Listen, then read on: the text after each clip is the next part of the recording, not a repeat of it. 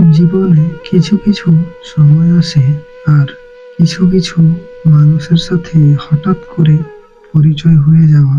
প্রথম মনে হয় সময়টা কত সুন্দর, মানুষটা কত আবেগ, মানুষটা কত অসাধারণ।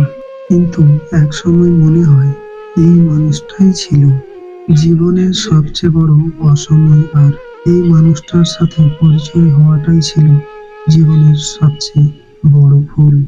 কাউকে কাঁদিয়ে যদি নিজেকে বড় ভাবো, সেটা হবে বড় ভুল।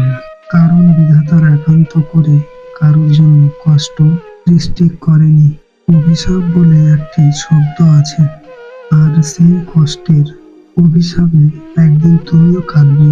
তুমি কষ্ট দাও বলেই আমি নীরবে রয়ে যাই, কারণ আমি জানি আমার এই নীরবতাটার জন্য একদিন তুমি আমাকে খুঁজবে, বুঝবে সেদিন আমি তোমাকে কতটা ভালোবেসেছিলাম। খালি হাতে এসেছিলাম, খালি হাতে যেতে হবে। ভাবিনি এই জীবনে এত কষ্ট পেতে হবে।